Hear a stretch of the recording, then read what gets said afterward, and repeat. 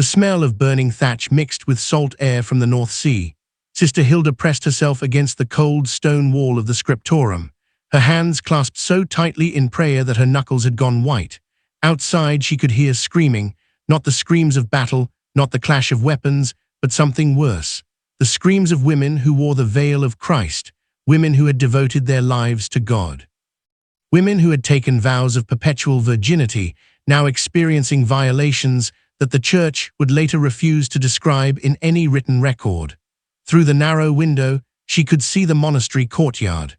Smoke rose from the chapel where the Vikings had set fire to the wooden roof after ripping the golden cross from above the altar.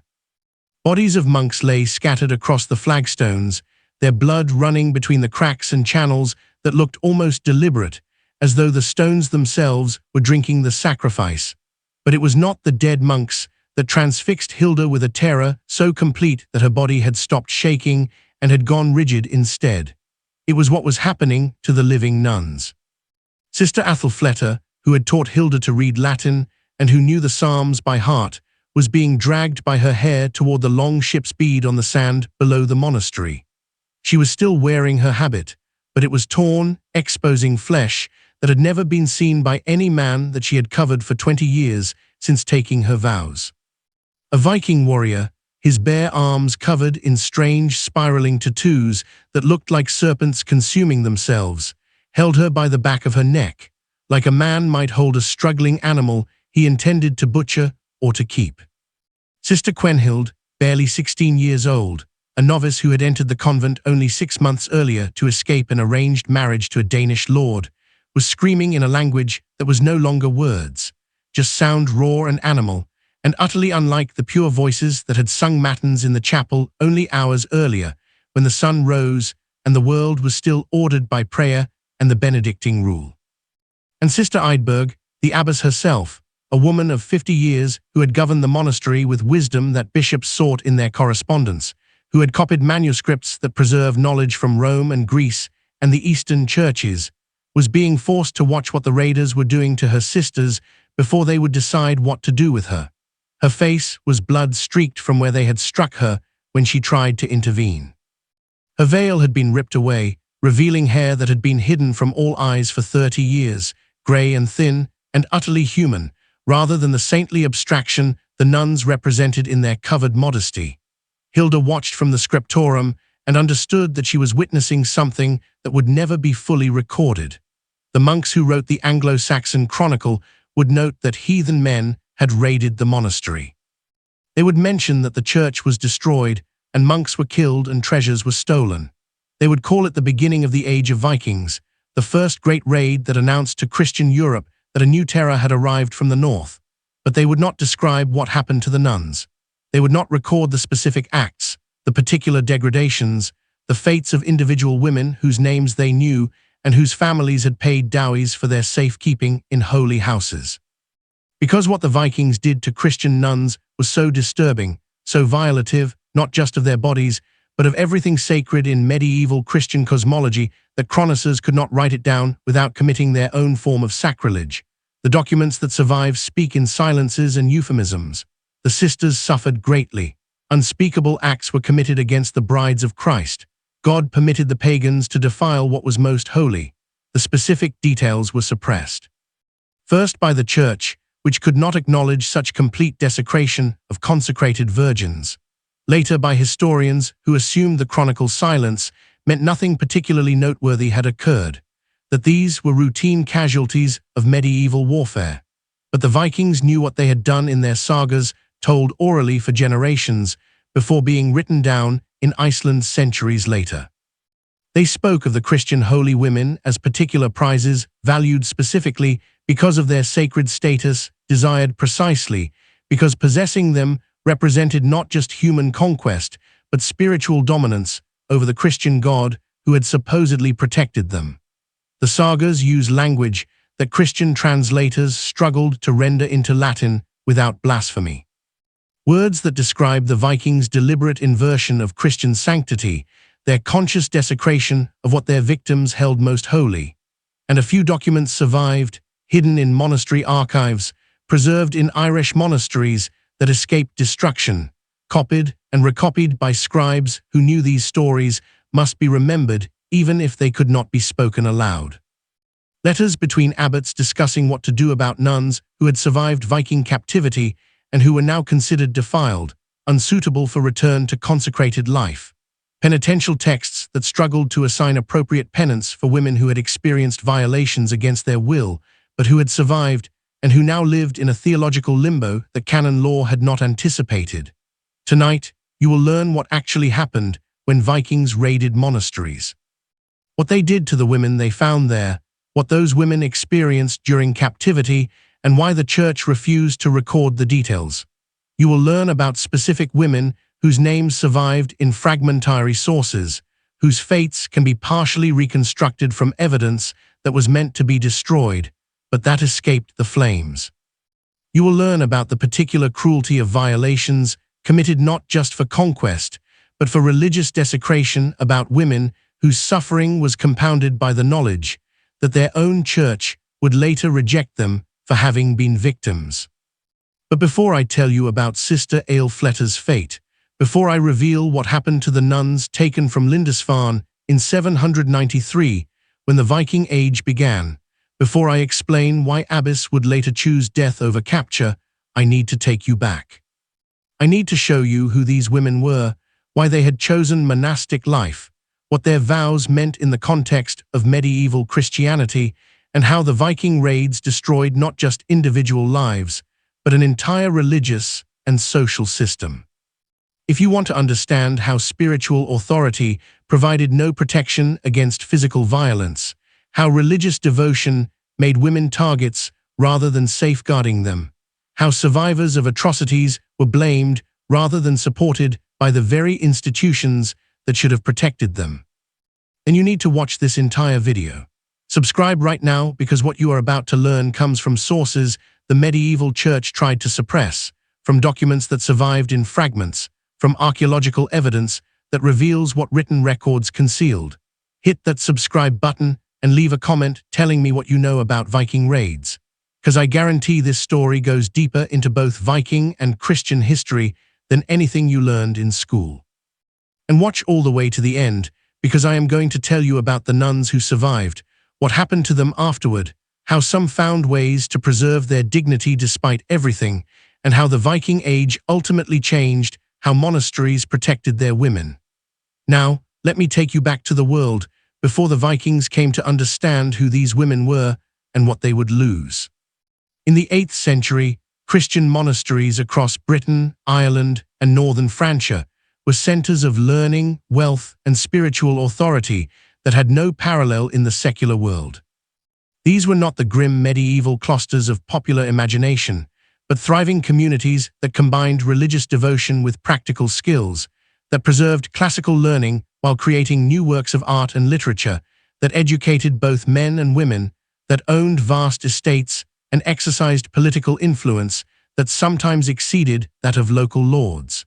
Women played crucial roles in this monastic world. Unlike secular society, where women were defined entirely by their relationships to men as daughters, wives, or mothers, monastic life offered alternatives. A woman who took religious vows acquired a defined legal and social status independent of family connections. She could own property through the monastery. She could exercise authority as an abbess, governing both monks and nuns in double monasteries. She could become educated in Latin and theology and manuscript copying and medicine. She could participate in spiritual exercises and mystical experiences that were considered among the highest achievements of medieval Christianity. The decision to become a nun was not always purely voluntary. Families placed daughters in monasteries for various reasons: to avoid disadvantageous marriages, to provide for younger daughters when dowries were scarce, to fulfill religious vows made by parents, to secure prayers for family souls. But many women did choose this life genuinely and found in it satisfactions that secular existence could not provide. The letters and writings that survive from medieval nuns show women who were intellectually engaged, spiritually fulfilled, and conscious of their privileged position within a society that otherwise offered women few opportunities for autonomy or authority. The monastery at Lindisfarne, located on a tidal island off the coast of Northumbria in northern England, was founded in 635 by Irish monks bringing Christianity to the Anglo-Saxon kingdoms. For more than a century, it grew in wealth and reputation, producing illuminated manuscripts, including the Lindisfarne Gospels, training bishops and missionaries, accumulating donations of land and treasure from pious nobles.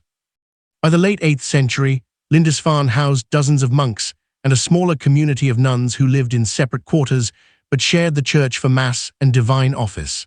Among these nuns was a woman whose name appears in one fragmentary source as Ethelfleta.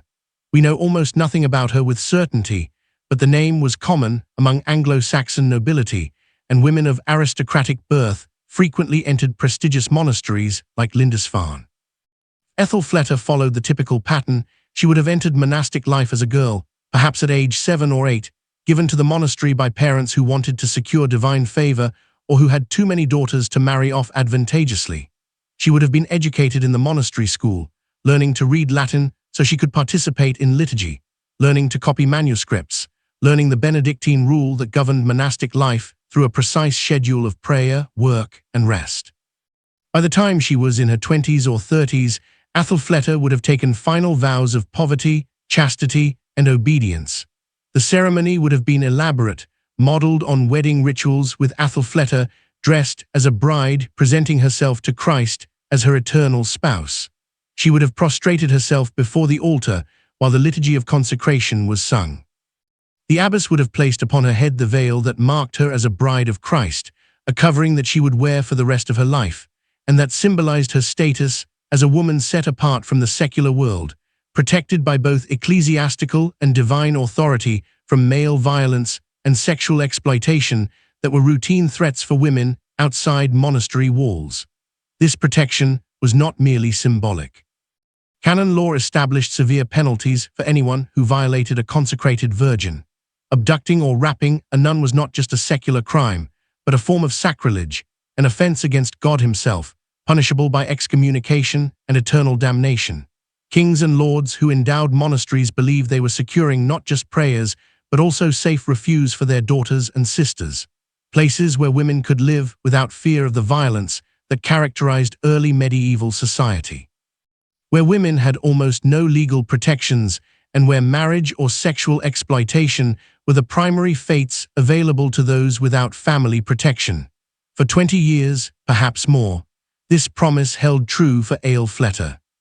She lived according to the monastic herarium, rising before dawn for matins, chanting the divine office 8 times daily, copying manuscripts in the scriptorum during work hours, eating simple meals in silence while listening to readings from scripture or the lives of saints, sleeping in the dormitory with her sister nuns, surrounded by women who shared her vocation and who constituted a community bound by vows more permanent than kinship. Her body had never been touched by a man except perhaps her father or brothers before she entered the monastery as a child. Her sexuality had never been awakened because medieval religious life did everything possible to suppress even awareness of sexual desire, treating the body as an enemy to be mastered through fasting and vigils and constant prayer. She thought of herself, probably with sincerity, as a bride of Christ, her virginity eternally preserved for a spiritual marriage that transcended and superseded any earthly relationship. And then on a June morning in 793, Danish raiders and long ships appeared off the coast of Lindisfarne. And everything that Ethelfleta believed about divine protection and sacred authority and the inviolability of consecrated spaces proved utterly irrelevant in the face of men who did not recognize her God and who saw her veil not as protection but as a marker of value, an indication that this woman was special, set apart, a prize worth taking precisely because her religion considered her untouchable. The Viking raid on Lindisfarne was not the first interaction between Scandinavians and Christians. Norse traders had visited Christian ports for decades, buying weapons and cloth and wine, selling furs and amber and slaves. Some Vikings had even converted to Christianity, at least nominally, for political advantage or through marriage alliances with Christian kingdoms. But the raid on Lindisfarne in 793 was different in scale and symbolism. This was not piracy or trade violence, but a deliberate attack on a major religious center, timed for maximum plunder, when the monastery's treasures were on display for the Feast of St. Cuthbert, whose relics drew pilgrims and donations. The Vikings who beached their long ships on Lindisfarne's shore that June morning were experienced raiders who had probably sacked other coastal settlements in Scandinavia or the Baltic. They moved with military precision, surrounding the monastery before the monks could sound any alarm that might bring armed resistance from the mainland. Within minutes, they controlled the entire site, killing the abbot who tried to negotiate, cutting down monks who stood between them and the church treasury. For Æthelflætta and the other nuns, the attack would have been completely disorienting. Medieval monasteries existed in carefully controlled acoustic environments where bells regulated time and where the primary sounds were liturgical chanting and the scratch of pens on parchment and the rustle of robes on stone floors. The sudden violence, the shouting in a foreign language, the clash of weapons, the screams of dying monks would have been overwhelming sensory assault on women whose entire lives had been structured around quiet and order and predictability. The Vikings found the nuns in their quarters, separated from the main monastery by walls that were designed to preserve female modesty, but that now served as a trap that prevented escape. One later source, an Irish chronicle written decades after the event by someone who had spoken to survivors, mentions that some nuns tried to hide in storage cellars beneath the dormitory. Others tried to flee toward the church, seeking sanctuary at the altar, where Christian tradition held that God's presence made violence impossible. Neither strategy worked. The Vikings were methodical, searching every building, dragging women from hiding places, laughing at those who clung to altar crosses, begging for divine intervention that did not come. Æthelflætta was captured along with 8 or 9 other nuns, whose exact number the sources do not agree on. The Viking warriors who found them understood immediately what these women represented, even if they could not read the Latin inscriptions on the church walls or comprehend the theology behind monastic vows. These were high-status women. That much was obvious from their clothing and their hands that showed no signs of hard agricultural labor. These were religious specialists, the Christian equivalent of priestesses or seeresses, women whose role in their society gave them particular significance.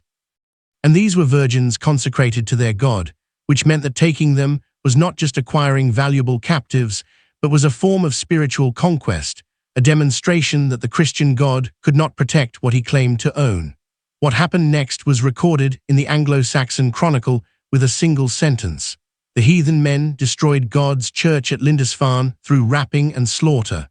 That word rapine is critical. In medieval Latin, it specifically meant sexual violence, violation of women, the kind of attack that could not be described more explicitly without the chronicler himself committing a form of sacrilege by forcing readers to imagine sacred virgins being defiled. But that single word confirmed what the chronicle otherwise tried to obscure. What made Lindisfarne different from ordinary military raids was not just the killing and plundering, but what the Vikings did to the consecrated women they found there.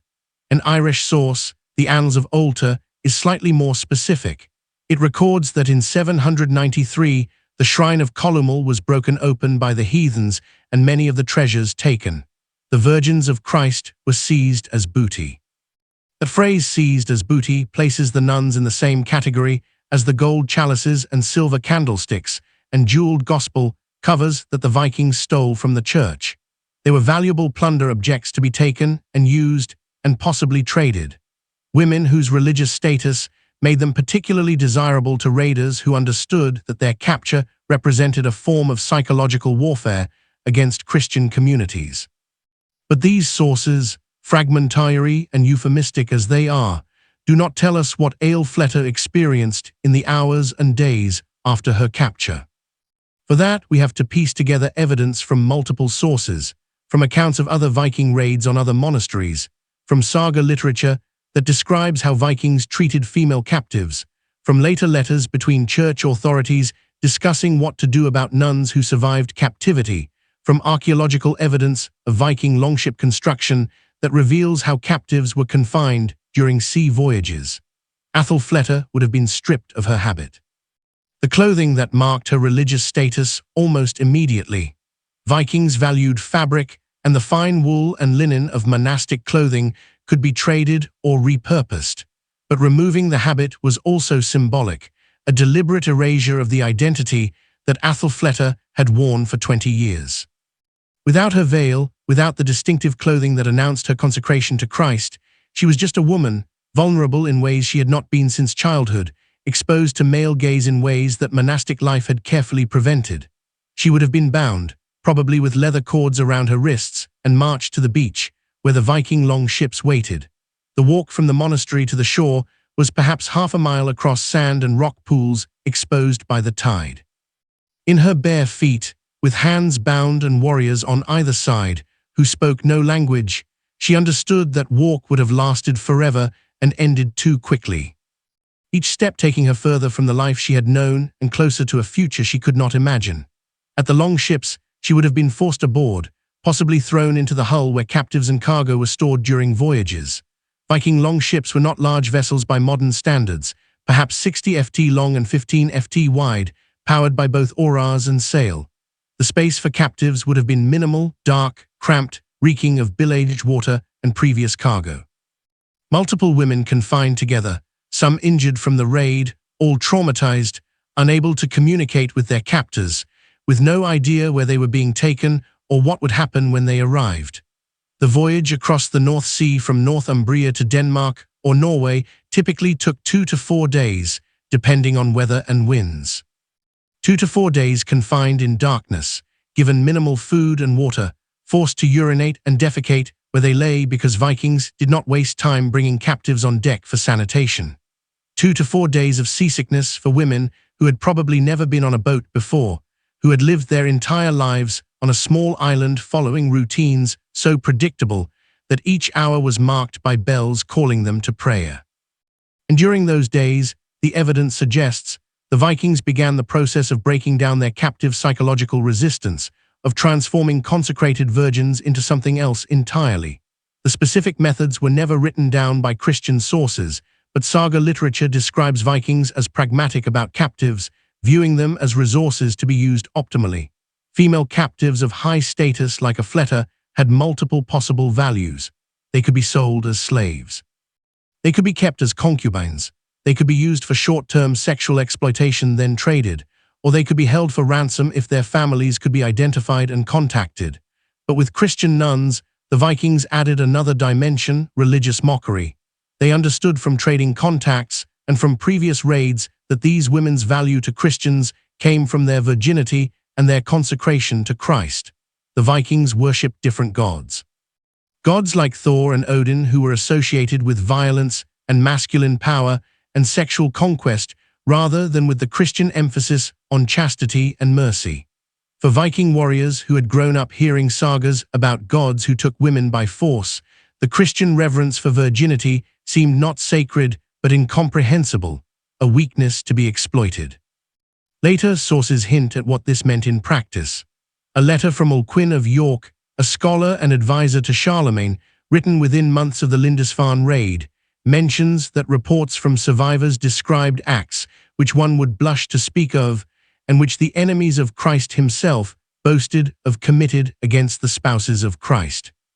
Alcuin was writing to other church authorities, men who understood his euphemistic language, and he felt he could not be more explicit even in private correspondence.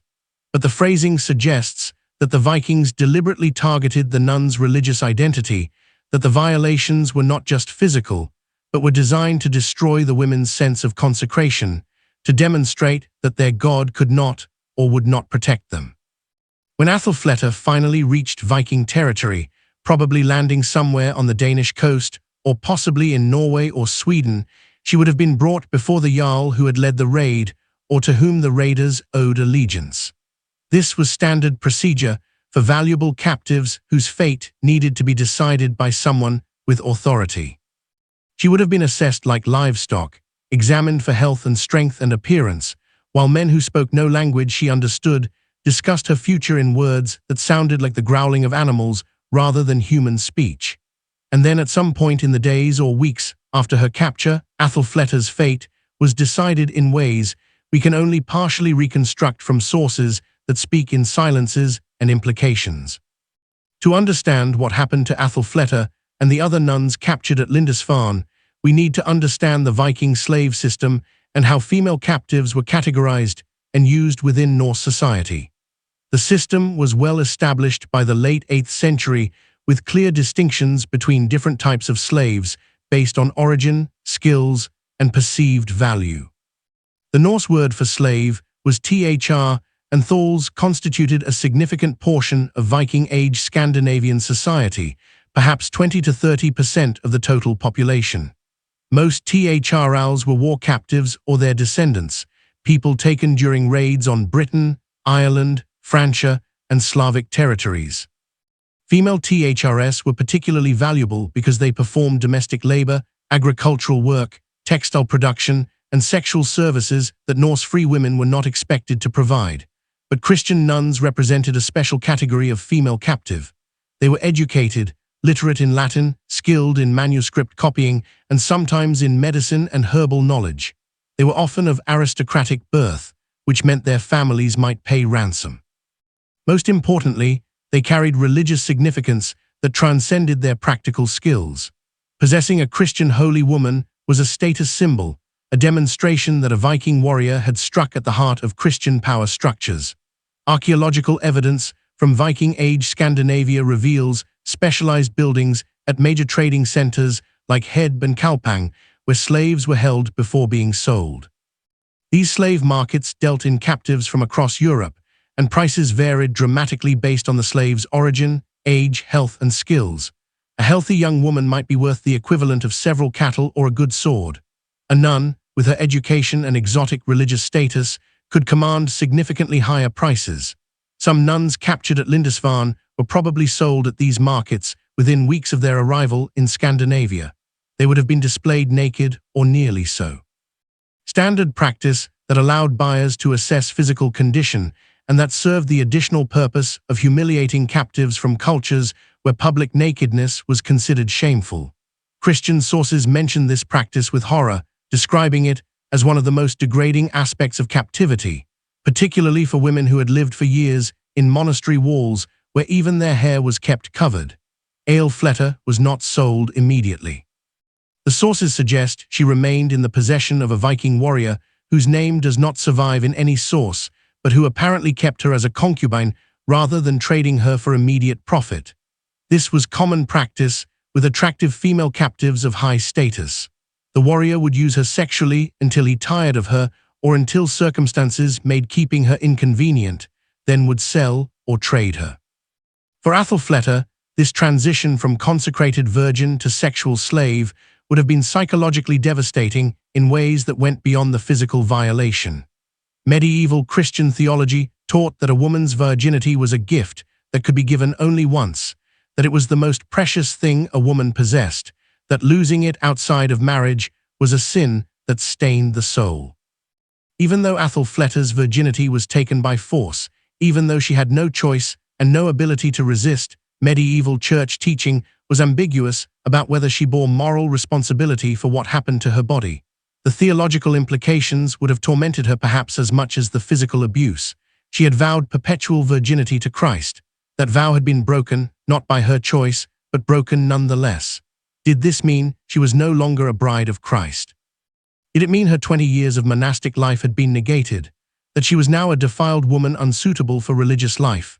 These questions would have circled in her mind constantly, mixing with the trauma of repeated assault, creating a psychological torment that had no resolution because the church itself had no clear answers about the status of consecrated virgins who survived rape. The Irish annals mentioned that some nuns taken in Viking raids chose death rather than dishonor. A euphemism that probably means they committed suicide rather than accept sexual enslavement. Medieval Christianity considered suicide one of the gravest sins, ensuring eternal damnation, but some women apparently judged that preserving their virginity through self-inflicted death was spiritually preferable to surviving with their vows violated. We do not know if Aethelfleta considered this option or what prevented her from taking it if she did. What we do know is that she survived in captivity for at least several years. The evidence for this comes from a remarkable source. A letter written around 800, roughly 7 years after the Lindisfarne raid, by an Anglo-Saxon abbot to the Bishop of Lindisfarne. The letter discusses whether a nun who had been held among the heathens and who had recently been ransomed could be readmitted to monastic life. The abbot does not name the nun, but the timeline and the specific mention of her connection to Lindisfarne suggests this might be Aelfleta or one of her sister nuns from that original raid. The letter reveals several crucial details about what happened to Christian nuns in Viking captivity.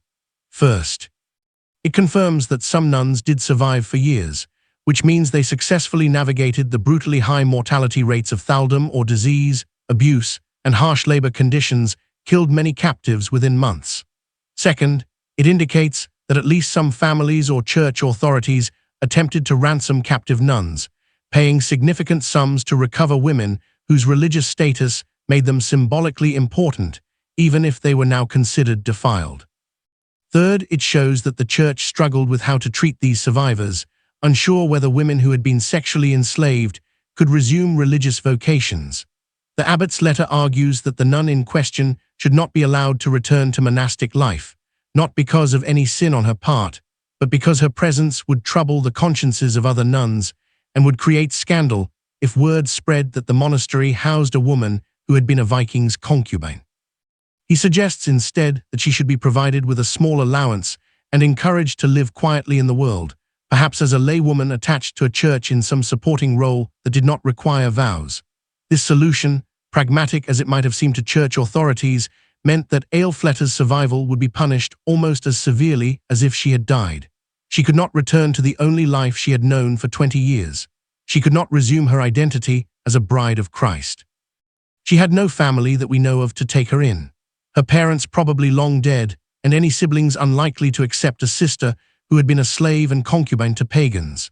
She would spend her remaining years, perhaps decades, in a kind of social and spiritual limbo, alive, but permanently marked by experiences that her own church refused to acknowledge publicly while treating her as though she bore responsibility for her own victimization. If the nun in the abbot's letter was indeed Aelfleta, then her story has at least a partial resolution. She survived. She was ransomed. She lived out her days in Christian lands, even if not within monastery walls. But 7 or 8 other nuns were captured at Lindisfarne in 793, and for most of them, we have no record of ransom or return. They disappeared into the Viking world, their fates unknown except through the general patterns of what happened to female THRS in Norse society. Some would have died within the first year from disease or abuse, or the simple shock of transition from protected monastery life to harsh enslavement. Some would have been sold multiple times, passed from owner to owner as their youth and attractiveness faded, and they became less valuable as concubines and more valuable as agricultural laborers. Some might have been taken on further raids, forced to travel with Viking war bands, serving as camp followers who cooked and cleaned and provided sexual services to multiple warriors rather than to a single owner. And some, a very few, might have survived long enough to be integrated into Norse society in more permanent ways. Viking warriors sometimes freed slave women who had borne them children, giving them status as free concubines rather than THRS. A few former slaves even married into Norse families, though this was rare and controversial. But even these women who achieved nominal freedom would have carried the trauma of their captivity forever, would have raised half-Viking children in a culture that had destroyed everything they once believed about divine protection and sacred authority. The Lindisfarne raid was not an isolated incident. Over the following decades, Vikings raided hundreds of monasteries across Britain, Ireland, and Francia. Each raid followed similar patterns, with nuns among the captives taken with similar fates awaiting them. Some of these raids were recorded in sources that provide more detail than the sparse mention of Lindisfarne, allowing us to reconstruct other women's stories and understand the full scope of what Viking raids meant for female religious communities. In 800,613 years after Lindisfarne, Vikings raided the monastery at Iona off the western coast of Scotland. Iona was even more prestigious than Lindisfarne, founded by St. Columba in the 6th century, housing relics that drew pilgrims from across Christendom, serving as the burial place for Scottish kings. The raid was devastating, killing 68 monks, according to the Irish annals. But the sources also mention that women of the church were taken captive, a phrase that probably means nuns, though the exact number is not recorded. Among these women was someone whose name appears in a later martyrology as Blathmach, though this is a Gaelic male name and might be a scribal error for a female name that sounded similar.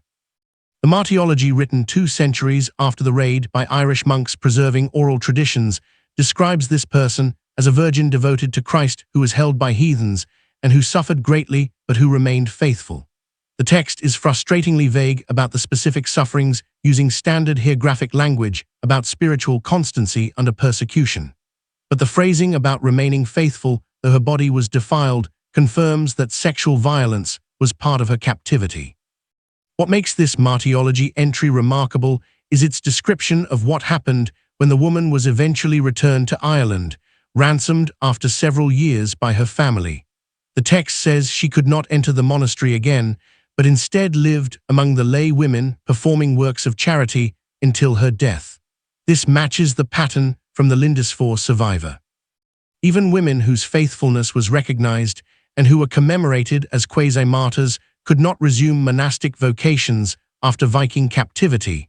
But the martyrology adds a disturbing detail that reveals how these women were viewed by their own communities. It mentions that Blathmach was avoided by those who did not understand her sufferings, for they saw only the defilement and not the constancy. This suggests that ordinary Christians treated ransomed nuns as morally contaminated as women whose experiences had made them unsuitable for normal social interactions, even though church authorities officially recognized them as innocent victims. The stigma of sexual enslavement, it seems, overwhelmed any sympathy for what these women had endured. An even more detailed account comes from the Frankish realm, from the monastery of Saint Etienne in Strasbourg, raided by Vikings in 842. This raid is documented in a near-contemporary source, the Annals of Saint Bertin, written by a monk who interviewed survivors shortly after the event. His account, while still constrained by medieval reluctance to describe sexual violence explicitly, provides more detail than most sources about what happened during and immediately after a Viking raid on a female monastery. The Annals describe how Vikings arrived by river using their shallow, draft longships to penetrate far inland to reach Strauber. The monastery was surrounded and captured within hours. The monk chronicler notes that the Vikings made particular effort to capture the holy virgins, suggesting this was a deliberate objective rather than an opportunistic side effect of general plundering. 37 nuns were taken captive according to his count, ranging in age from girls who were novices to elderly women who had been in monastic life for 40 or 50 years. The chronicler describes what happened next with barely suppressed horror.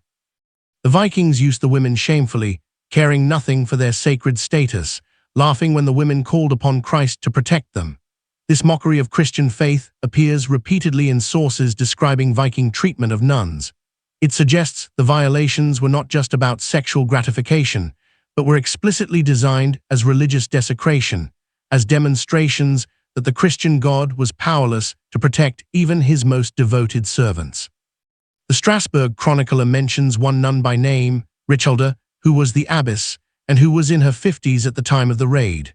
Vikings typically preferred younger female captives who were more valuable as slaves, but Rakelda was taken specifically because of her status as the monastery's leader. The Annals describe her as suffering every indignity before being killed when the Vikings left the monastery, apparently deciding she was too old to be worth keeping and killing her rather than leaving behind a witness who might later testify against individual raiders if they were ever brought to justice. Rakelda's death was classified by the church as martyrdom, and she was eventually canonized as a saint, one of the few nuns killed by Vikings to receive this recognition. But the martyrology written for her canonization struggles with how to describe what happened to her before her death. It uses the phrase, "She endured what virgins should never endure," and notes that her sufferings were such that the Holy Fathers deemed it better to remain silent than to speak of violations that would disturb the faithful.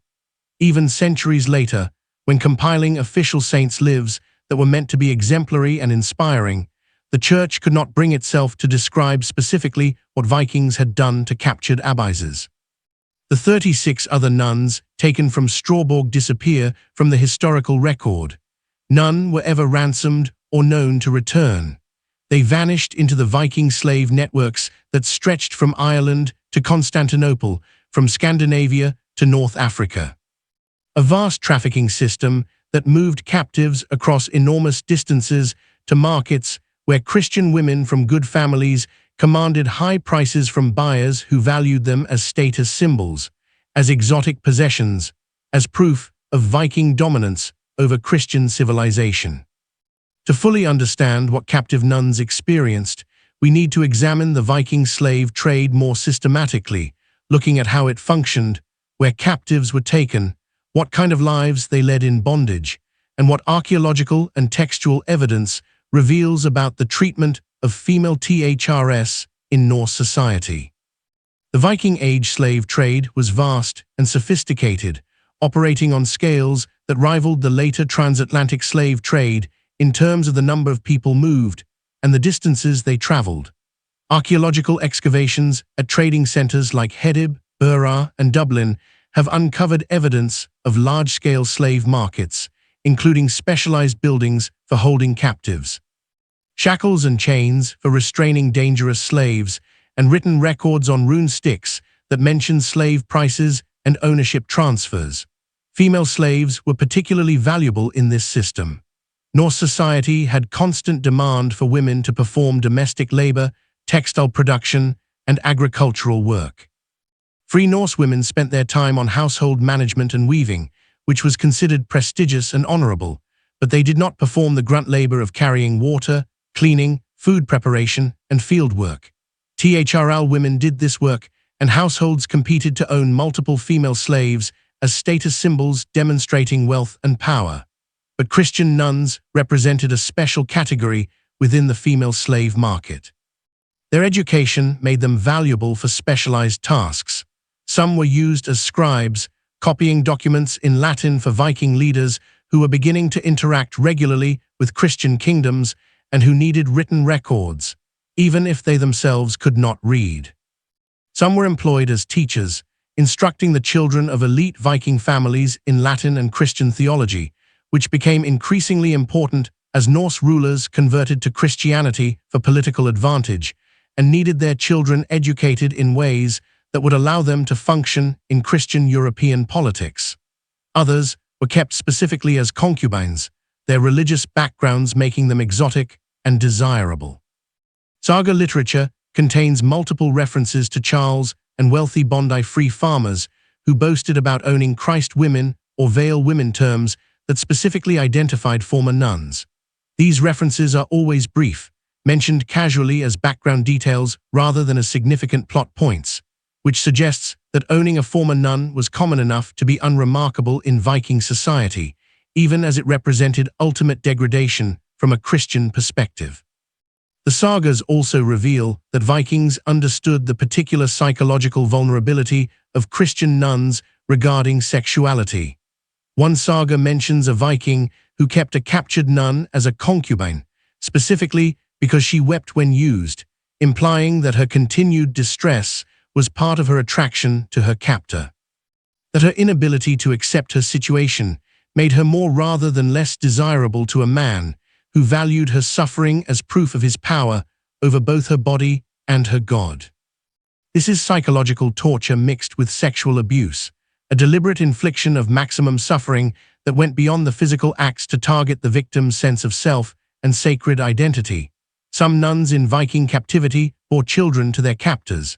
This created complicated situations that medieval sources struggled to address.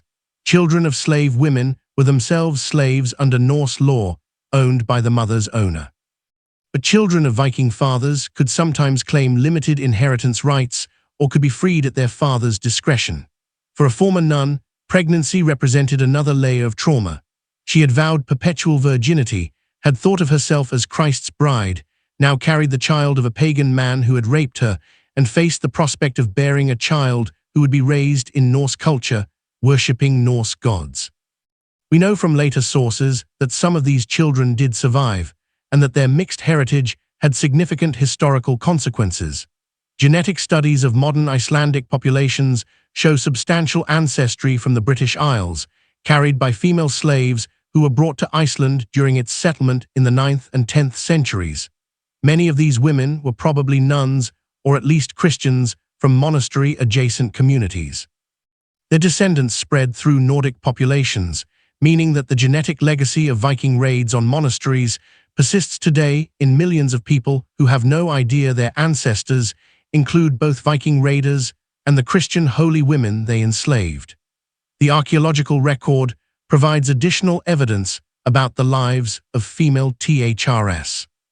Excavations at rural Norse settlements have uncovered female skeletons in burials that show characteristics consistent with thrall status, buried outside regular cemeteries, placed in unmarked grave, showing evidence of malnutrition and skeletal trauma from hard labor and physical abuse.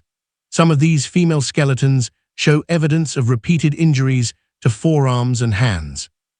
The kind of defensive wounds that result from trying to protect yourself from blows, suggesting lives of chronic violence. One particularly disturbing archaeological finding comes from a mass grave at a Viking settlement site where 5 female skeletons were found buried together, all showing signs of violent death, including skull fractures and cut marks on bones. The archaeologists who excavated this site suggested it might represent the killing of thrall women when the settlement was abandoned or when the owner died. A practice mentioned in some sagas where male thralls and female concubines were killed and buried with their owners to serve them in the afterlife. If any of these women had been nuns, they would have experienced the final horror of being sacrificed to pagan gods they did not worship, denied Christian burial, their souls damned according to their own religious beliefs because they were killed without opportunity for confession or last rites. But some nuns in Viking captivity did survive long enough to be ransomed or to escape. The evidence for this comes from multiple sources, including letters between church authorities, penitential texts discussing appropriate treatment of ransomed nuns, and a few remarkable first-person accounts preserved in later compilations. The most detailed first-person account from a nun who survived Viking captivity comes from an Irish source, the Book of Leinster, compiled in the 12th century, but preserving earlier materials, including what purports to be the testimony of a nun named Gormlith, who was captured during a Viking raid on an Irish monastery in the mid-9th century. The testimony was probably recorded decades after her captivity, possibly by a monk who interviewed her in her old age, and we have no way to verify how much of it represents her actual words versus later editorial additions. But even if it has been heavily edited or partially fabricated, it reveals what Irish Christians in the centuries after the Viking Age believed happened to captured nuns, and it preserves details that ring true compared to what we know from other sources. Gormlith describes being captured at age 17, a novice who had been in the monastery for only 2 years and who had not yet taken final vows. The raid happened at dawn during the summer when the monastery was full of pilgrims who had come for a saint's feast day. She hid in the scriptorium, but was found by raiders who stripped away my habit and bound my hands and drove me before them like cattle to their ships. The description of being treated like livestock, driven and herded rather than simply forced to walk, appears in multiple sources and seems to have been standard Viking practice for managing captives. On the voyage to Norway, Gormlith says she was confined in the ship's hold with 12 other women, some nuns and some lay women from villages near the monastery. She describes the darkness, the cold, the seasickness, the terror of not knowing their destination or fate. Most disturbingly, she mentions that during the voyage, the Vikings came down into the hold and used such women as pleased them, meaning that rape began immediately during the transport before the captives had even arrived at their destination or been assigned to specific owners. When they reached Norway, Gormlith was sold at a market in Kapang, one of the major Viking trading centers.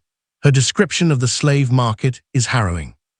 She was forced to strip naked and stand on a platform while potential buyers examined her, checking her teeth like they would examine a horse, feeling her muscles to assess her strength for labor. She was purchased by a bondi, a free farmer of moderate wealth, who took her to his farmstead somewhere in the Norwegian countryside. There, Gormlith became a household slave, performing domestic labor during the day and serving as a concubine to her owner at night. She describes this period in minimal detail, using euphemisms that suggest she could not bring herself to fully articulate what she experienced even decades later when recounting her story. She mentions serving as wife without being wife, a phrase that captures the ambiguity of her status as a concubine who performed many of the same functions as a wife, but who had no legal rights and who could be discarded or sold whenever her owner chose. She also describes the loneliness, the isolation from any Christian community, the inability to practice her religion openly because her owner forbade it. She was allowed no Bible or prayer book, was not permitted to make the sign of the cross or invoke Christ's name. She prayed silently in her mind, reciting psalms she had memorized during her years in the monastery. But she lived in constant fear that her owner would somehow detect her prayers and punish her for them. Gormleth says she bore 2 children to her owner, both girls. The first died in infancy from disease. The second survived but was raised as a Free Norse child after the owner formally acknowledged her as his daughter, which meant she was taken from Gormleth and raised by the owner's legitimate Norse wife. Gormleth describes the pain of having her daughter taken from her, of seeing the child grow up worshipping Norse gods and speaking only Old Norse, of becoming a stranger to her own daughter, who viewed her only as a thrall rather than as a mother with any claim to love or respect. The statistical evidence is striking. In regions of Britain and Ireland that experienced heavy Viking rating, the number of female monasteries declined by more than half between 800 and 900 CE.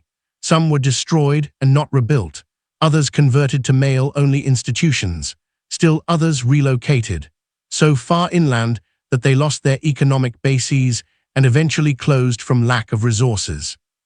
This decline in female monasteries had cascading effects on women's options in medieval society, with fewer religious houses accepting women. Aristocratic families had fewer places to send daughters they did not want to marry off. This put downward pressure on marriage ages as families married daughters younger to avoid the problem of what to do with them if monastery placement was not available. It also meant fewer women received the education that monasteries provided, contributing to declining female literacy rates in regions affected by Viking raids. The Viking raids thus achieved a kind of systematic destruction of women's autonomy that went far beyond the individual tragedies of women like Athelfleta and Gormleth, by making female monasteries unsafe, by forcing Christian society to abandon its commitment to protecting women in religious life. The raids pushed women back into purely domestic roles defined entirely by relationships to men as daughters, wives, and mothers. The alternative spaces where women could live otherwise, the monasteries that had provided education and authority and independence for women of all social classes who chose religious vocations, were destroyed or severely diminished across huge regions of Christian Europe. This was not an intentional goal of Viking raids in any strategic sense. The Vikings were not trying to undermine Christian women's autonomy as a deliberate policy. They raided monasteries for gold and silver and valuable manuscripts, and they took women as captives because female slaves were valuable commodities. But the cumulative effect of hundreds of raids over generations was to make female monasticism untenable in many regions, and this had consequences that lasted long after the Viking Age ended. By the late 9th century, Christian authorities were developing more systematic responses to the Viking threat beyond simple fortifications. These responses included diplomatic negotiations, paying tribute to buy peace, converting Vikings to Christianity to make them less likely to attack Christian sites, and developing military forces capable of defending against raids.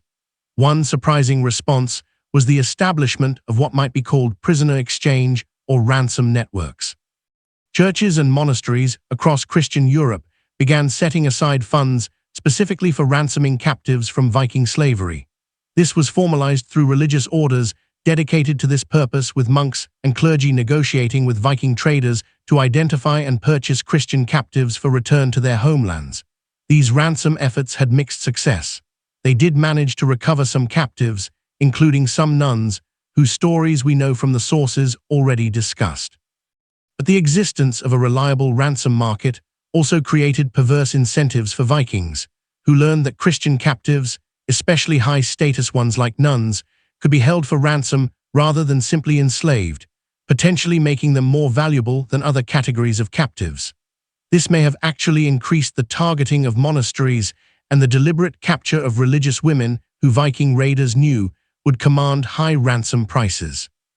The ransom negotiations themselves must have been agonizing for all involved.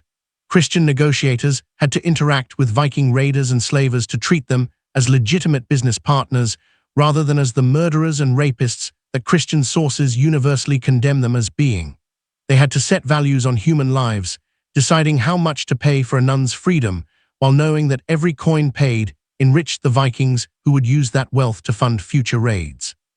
And they had to choose which captives to ransom when resources were limited, creating terrible ethical dilemmas about whose lives to prioritize.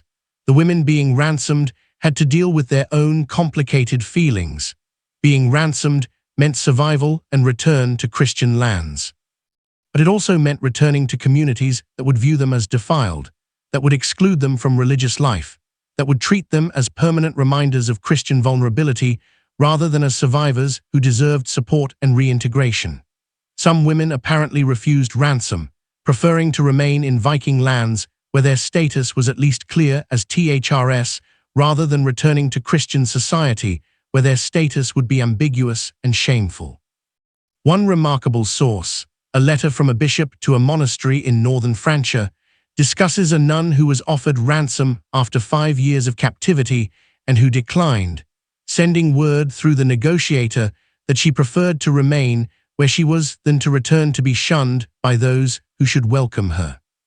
The bishop who received this message was clearly troubled by it, writing to other church authorities, asking whether the woman was in some sense choosing sin by remaining with pagans, or whether her decision reflected a legitimate judgment that Christian society had failed her, and that she bore no obligation to return to a community that would marginalize her. This case raises profound questions about the relationship between religious institutions and the people they claim to serve. When the church established the monastery system, it promised women who took religious vows that they would be protected, that their virginity would be safeguarded by both spiritual and practical means, that they would never be vulnerable to the sexual exploitation that was endemic in secular medieval society.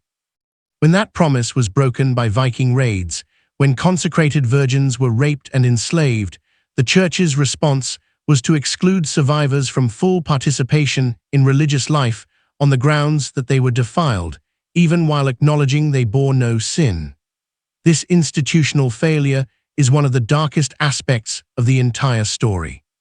The women who suffered most, who endured unimaginable trauma while maintaining their faith under impossible circumstances, were then punished for surviving through no fault of their own.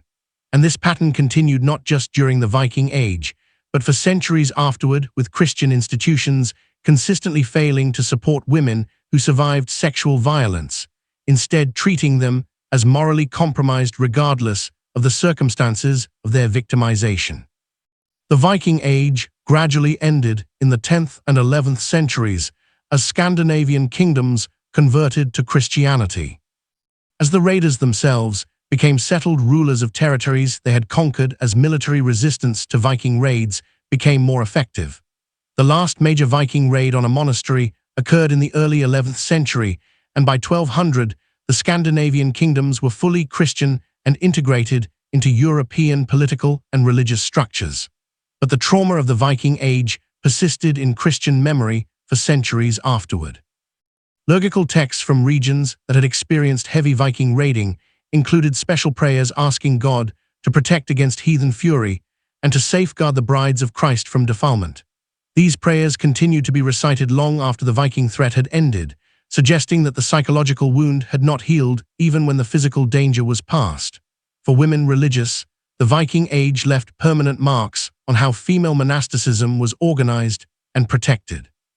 The open, welcoming monasteries of the pre-Viking era, places where women could live in relative peace and where security came from their consecrated status rather than from walls and weapons, never fully returned. Medieval monasteries remained fortified spaces separated from the secular world by barriers that were as much physical as spiritual. and this defensive posture shaped female religious life for the remainder of the medieval period and beyond. The individual women who suffered during the Viking Age, women like Athelfleta and Gormlith and Richelda and Edith, and the dozens or hundreds of others whose names do not survive, are mostly forgotten by history. They appear in sources only as fragments, as euphemistic phrases about sufferings and defilement, as statistical entries in chronicles listing numbers of monasteries raided and captives taken, as theological problems for church authorities debating whether ransomed nuns could resume religious life. But their suffering was real.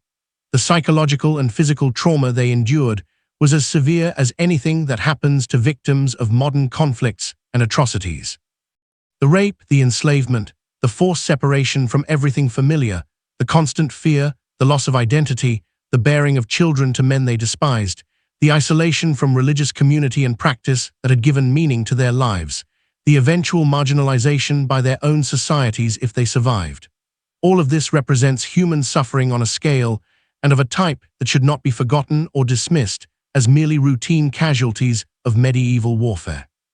What makes their suffering particularly poignant is how completely it was preventable.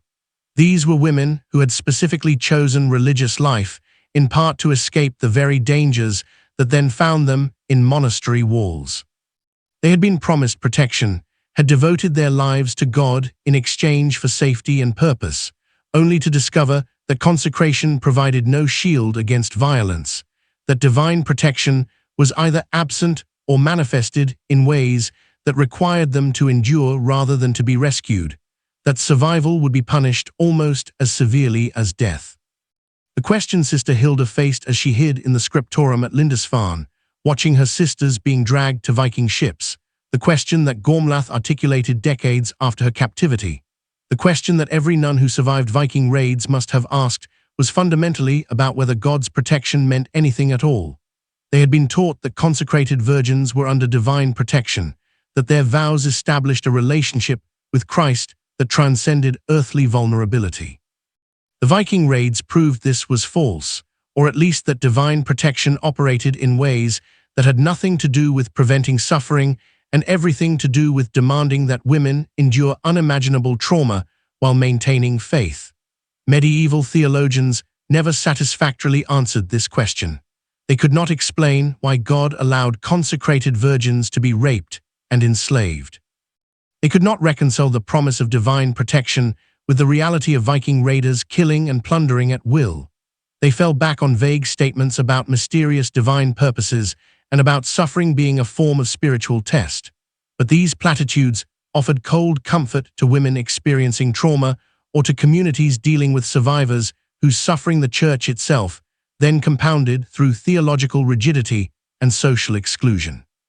If you found this investigation into one of medieval history's darkest chapters compelling and want to learn more about how historical institutions failed the people they claimed to protect, then subscribe to this channel right now. Hit that subscribe button and that notification bell so you don't miss future videos about suppressed histories and stories that reveal uncomfortable truths about the past. Share this video with anyone interested in medieval history or in understanding how religious institutions respond to systematic violence against women. Leave a comment telling me what you think about how the Church treated ransomed nuns, because this pattern of blaming victims for their own victimization is something we need to recognize and challenge wherever it appears. Remember these women not as abstractions or as statistics, but as individuals who lost everything. Remember Aelfleta, who spent 20 years as a consecrated virgin only to be enslaved and violated, and who may have been the nun eventually ransomed, but excluded from returning to monastic life. Remember Gormlath, who survived 8 years of captivity only to be socially marginalized by the community that should have celebrated her survival. Remember Richelda, killed by her captors after suffering every degradation, whose martyrdom was celebrated by the same Church that would have excluded her from religious life if she had survived. Remember that the sources describing these women's sufferings were written by people who could not bring themselves to describe specifically what happened, who used euphemisms and silences that obscured the full reality of what nuns in Viking captivity experienced. The phrase suffered greatly encompasses rape, torture, enslavement, forced pregnancy, psychological torment, cultural and linguistic isolation, and spiritual crisis that no brief phrase can adequately capture. When medieval chronicles say that unspeakable acts were committed against consecrated virgins, they mean acts so violative that describing them would itself constitute a form of participation in the desecration. And remember that the Viking Age destruction of female monasteries represented not just individual tragedies, but a systematic undermining of women's autonomy in medieval Christian society. The raids forced the closure or conversion of hundreds of institutions that had given women alternatives to purely domestic roles, that had educated women, that had allowed women to exercise religious and administrative authority. The loss of these spaces pushed women back into dependence on men, into lives defined entirely by marriage and motherhood, into illiteracy and political irrelevance. The patterns evident in this history, the institutional failure to protect vulnerable people, the tendency to blame victims for their own suffering, the prioritization of theological purity over human welfare. These patterns appear throughout history in different forms. Understanding how they manifested during the Viking Age helps us recognize them in other contexts, helps us see how institutions claiming to serve people can instead compound their suffering through rigid adherence to rules that prioritize abstraction over compassion. The ruins of Lindisfarne still stand on their tidal island off the Northumbrian coast, preserved as historical monuments, visited by tourists who learn about the raid of 793 as the beginning of the Viking Age. But the interpretation panels and guidebooks generally do not discuss in detail what happened to the nuns, focusing instead on the dramatic military aspects of the raid and its significance for British history. The specific fates of Sister Aelfleta and her sister nuns remain mostly unspoken, their suffering condensed into brief phrases that do not convey the full horror of what they experienced. Similarly, the other monasteries raided during the Viking Age exist now primarily as archaeological sites or as rebuilt structures that bear little resemblance to their original forms. The women who lived and suffered in these places are remembered, if at all, as anonymous victims of historical forces beyond their control. But they were not anonymous.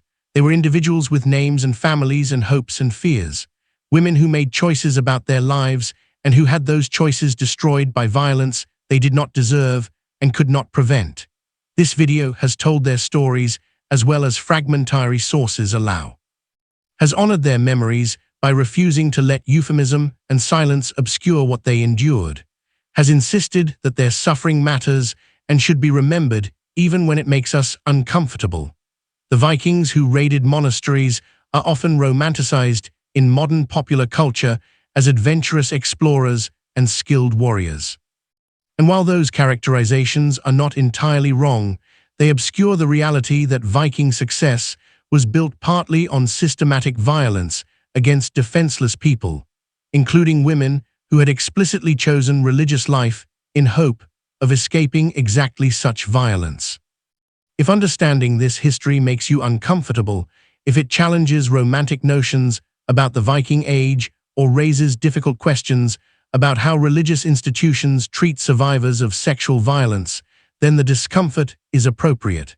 History should sometimes be uncomfortable. Stories about systematic cruelty and institutional failure should trouble us.